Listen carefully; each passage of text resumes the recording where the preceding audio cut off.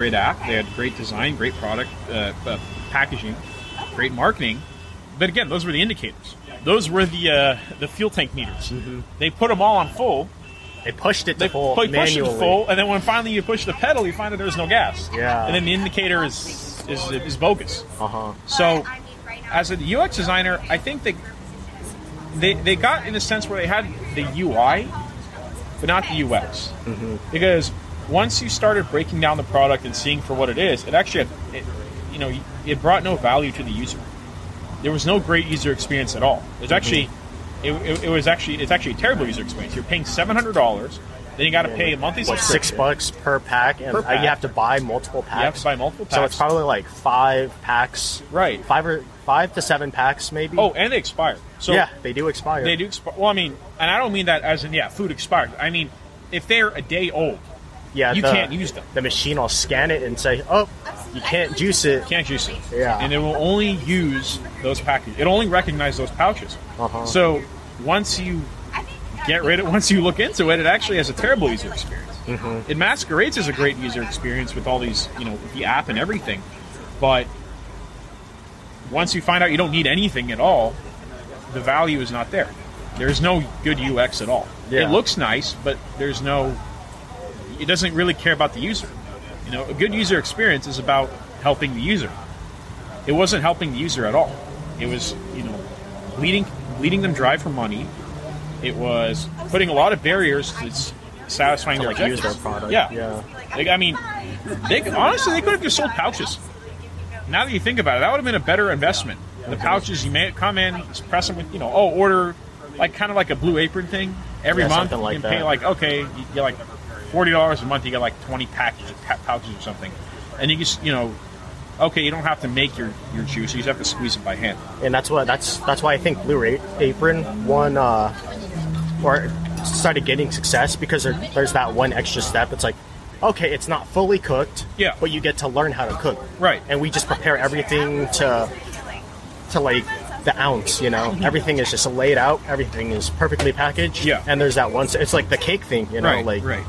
It empowers the user, but it's not all the way done, Right. Because it makes you contribute. Yeah. Because if you order food, when you cook food, you it's like you get a reward out of it. Yeah. You feel like you did something. You appreciate it. But with the Juicero, there was no reward. Literally, they actually made it too easy. Yeah. That it's like, okay, you're just paying for this, but there's no reward with it. Right. Like, if they had the idea that I stated earlier, where you had like a third-party bag or something, where they sent out the vegetables and then you just fill it up with whatever you wanted. Yeah. And Juicero would, let's say they just sold the recipes, so it's like you would order like 4 pounds of carrots, this juice, this chopped up vegetable and stuff. I think that would have been more profitable. That would have been great. You had a custom package to yourself. Create whatever you want. Yeah. You'll say you just want to get all your nutrients. You can customize that. Or I think you said this as well.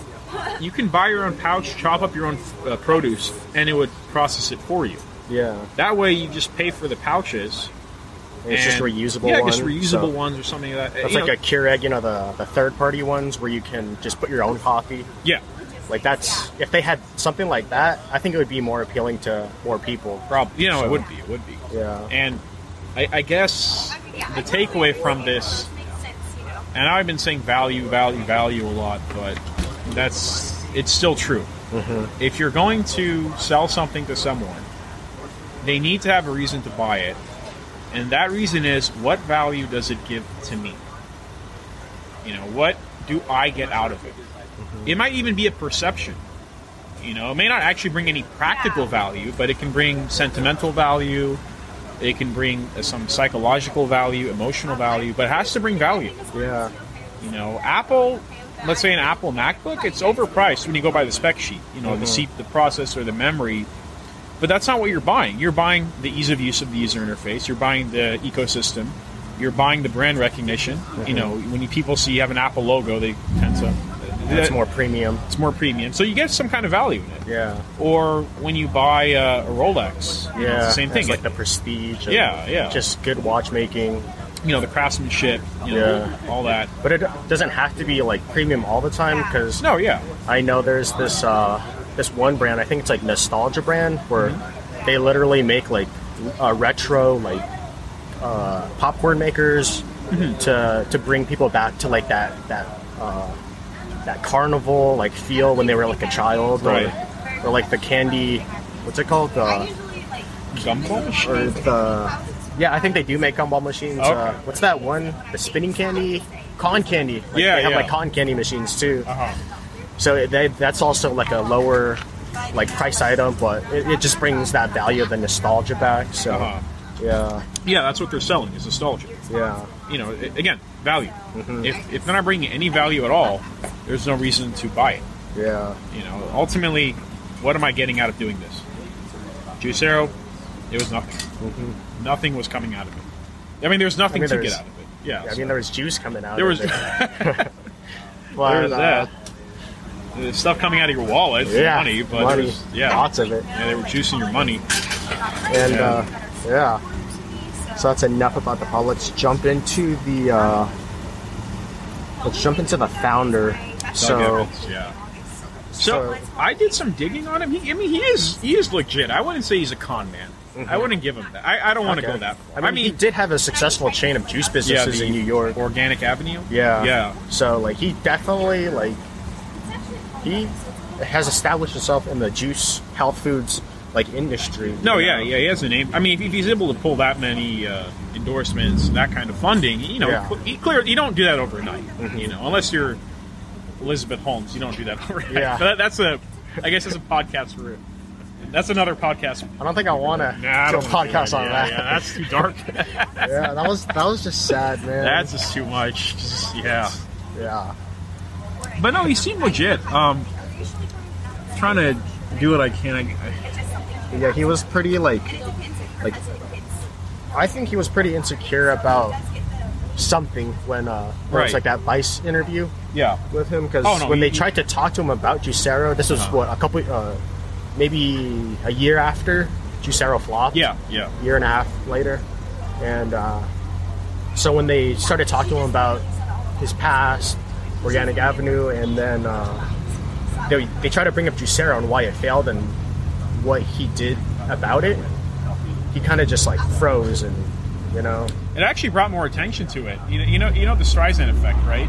No. Basically, when you try to hide something, I think this car truck passed by here. Yeah, in case people weren't realizing we are outside. Anyway, so the Streisand effect basically says that when you try to hide something, it actually attracts more attention.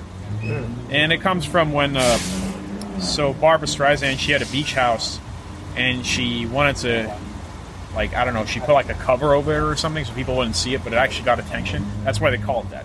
If Doug Evans had sort of said, well, you know, we all make mistakes, I'm moving on, I mean, that's not an interesting headline. But they say, oh, CEO flips out when you bring up his bad product. And the way he flipped out, he's like, I'm done. I don't want this. Go away. This interview's over. Yeah. That gets attention, you know, it gets like the Facebook laughs and the retweets. So it actually hurts him because now he's forever tied to Juicero. You know, like imagine if Steve Jobs lost his composure every time he talked about Lisa, the Apple Lisa, and he went on like a tantrum. That's all he would have been known for. You know, that's why he didn't like talking about pre-90s Apple. Like he would just be like, he would just shut it down as quickly as he can. You know, Doug Evans, he kept trying to. He's like, okay, I'm done. Don't even dare talk to me about it. Which is like, oh, let's push him further. Let's see how he's going to react. They basically turned him into a circus. Yeah. Had he just said, well, you know, business is full of successes and failures. I had success with Organic Avenue. I had a failure with Juicero. It's a never-ending game. And then it would have just been like dead and done. Yeah, and he would have earned respect. Like, okay, say what you want about him. At least he's trying. You know, at least he's not quitting. So when did that video come out? Because I brought up some Google Trends. You mean from the Bloomberg one or the Vice one? Or the Vice one, yeah. Okay, yeah. Because if you see here, in yellow is Juicero. And... so the video, it's 2018? 2018. Oh, wow. That's pretty recent, that's actually. pretty recent. Yeah. Well, March. So, yeah, actually, it's barely a year ago. Oh, barely yeah, that's still pretty. Yeah. So look at this. It's what 20. You can see here that spike. Yeah. For Juicero is because that's when when Bloomberg released the video and this is when Bloomberg released the video of them squeezing it with their hand, getting similar results. Actually, also if you go way back over here, you notice it's actually comparable level. This is when they were hot. No, the red is juicing. So that's a juicing trend. But I think that's when they were picking up steam. Juicero. They started in like 2014-ish. So they had.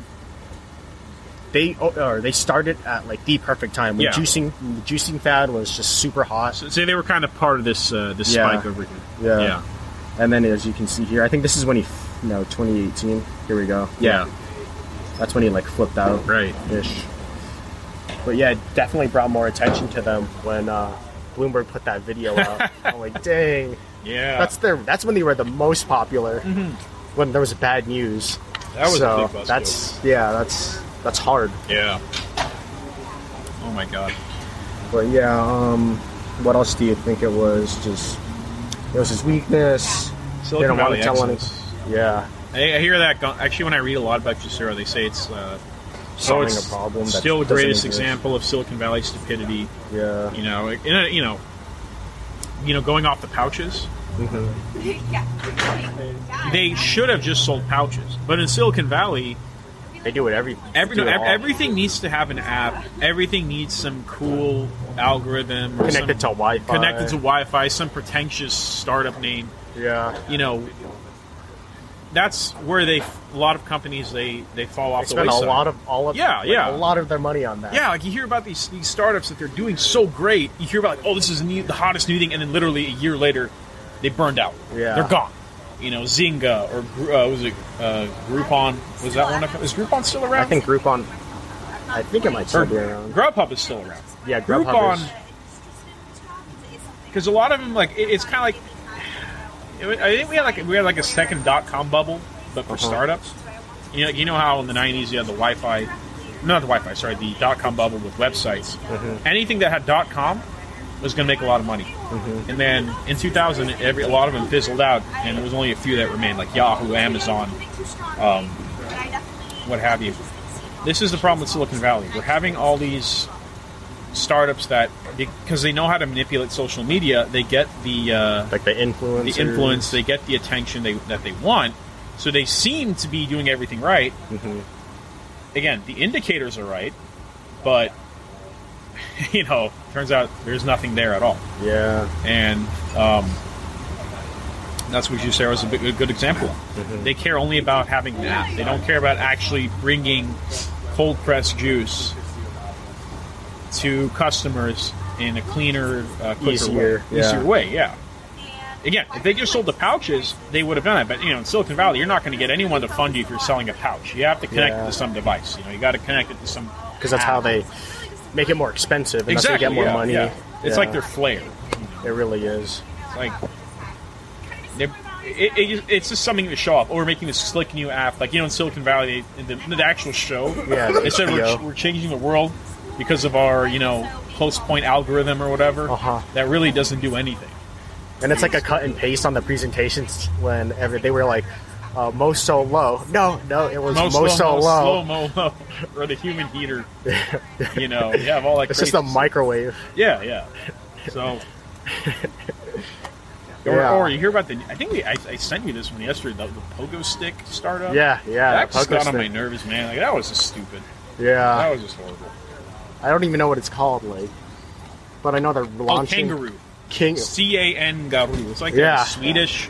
Yeah, it's from Sweden. One of those. I was like, and they're launching in SF. SF. Wow. SF. They're really trying to. Yeah, SF. So, SF is known for this kind of stuff. Lots of hills. Yeah.